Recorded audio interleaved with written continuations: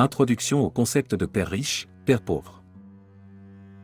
Kiyosaki établit dès le départ l'impact que les croyances financières des parents peuvent avoir sur le parcours financier de leurs enfants. Il présente ces deux pères comme des symboles de ces croyances, montrant comment l'éducation financière peut avoir des répercussions à long terme. Le père pauvre, son père biologique, était bien éduqué mais avait une approche traditionnelle de l'argent, tandis que le père riche, le père de son meilleur ami, avait une perspective plus innovante et orientée vers l'entrepreneuriat. Les leçons du père pauvre. Le père pauvre avait des croyances financières conventionnelles. Il encourageait Kiyosaki à obtenir un bon emploi avec des avantages sociaux et une stabilité à long terme. Pour lui, l'argent était synonyme de sécurité et il conseillait de vivre en dessous de ses moyens. L'enseignement du père pauvre était marqué par l'importance de l'éducation formelle et de l'épargne. Cependant, Kiyosaki a rapidement réalisé que ces conseils ne suffiraient pas à lui garantir la liberté financière qu'il désirait. Les leçons du père riche. Le père riche était le père de Mike, le meilleur ami de Kiyosaki. Il n'était pas diplômé et pourtant, il était un homme d'affaires prospère. Contrairement au père pauvre, le père riche pensait que l'école n'enseignait pas les compétences financières essentielles. Il a encouragé Kiyosaki à se familiariser avec l'argent en l'impliquant dans de petites affaires dès son jeune âge. Le père riche croyait que l'éducation financière personnelle était la clé du succès. Les concepts clés du livre. 1. La différence entre les actifs et les passifs. L'un des concepts centraux du livre est la distinction entre les actifs et les passifs. Un actif est quelque chose qui met de l'argent dans vos poches, tandis qu'un passif est quelque chose qui en retire. Les gens riches acquièrent des actifs tels que des biens immobiliers, des actions, des entreprises ou des investissements, qui génèrent des flux de trésorerie passifs. En revanche, la plupart des gens dépensent leur argent pour des passifs, comme des voitures, des télévisions ou des vêtements, qui n'apportent pas de revenus supplémentaires. 2. L'importance de l'éducation financière. Kiyosaki soutient que l'école ne nous apprend pas à gérer l'argent et les finances. Il encourage les individus à investir dans leur propre éducation financière en lisant des livres, en suivant des cours et en apprenant des personnes qui ont déjà réussi dans le domaine financier. Kiyosaki souligne que l'ignorance financière est souvent plus coûteuse que l'ignorance académique.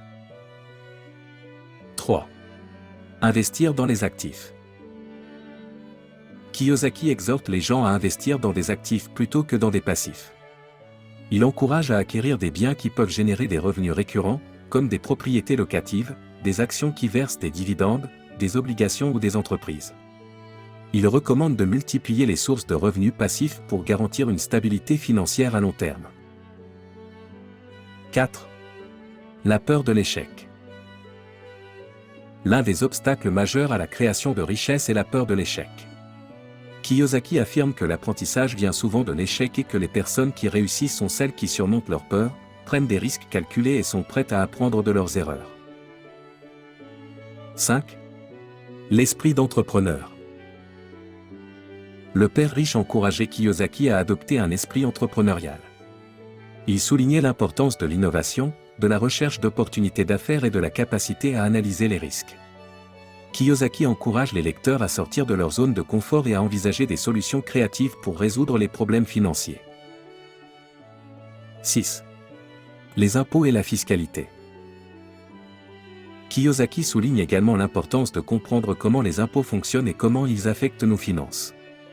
Il explique comment les riches utilisent souvent les avantages fiscaux pour minimiser leurs impôts, tandis que les salariés et les petits entrepreneurs peuvent être soumis à des taux d'imposition plus élevés. 7. La différence entre gagner de l'argent et créer de la richesse. Kiyosaki met en évidence une distinction cruciale entre gagner de l'argent et créer de la richesse. Gagner un salaire peut être un moyen d'assurer sa subsistance, mais créer de la richesse nécessite d'investir dans des actifs qui génèrent des revenus passifs. La création de richesse permet d'atteindre la liberté financière, où l'argent gagné travaillera pour vous plutôt que l'inverse. Conclusion. En somme, Père riche, Père pauvre de Robert T. Kiyosaki offre une nouvelle perspective sur la manière dont nous abordons l'argent, les investissements et la création de richesse. Le livre insiste sur l'importance de l'éducation financière personnelle, de l'investissement dans les actifs et de l'esprit entrepreneurial.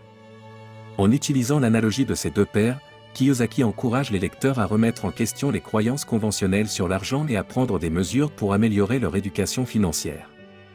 Grâce à ces leçons, il offre une feuille de route pour ceux qui souhaitent transformer leur relation avec l'argent et travailler vers une meilleure indépendance financière.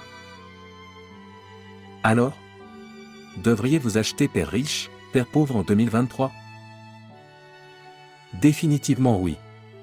La plupart des concepts développés dans le livre sont intemporels et vous y apprendrez d'importantes connaissances pour créer votre patrimoine et vivre en homme libre.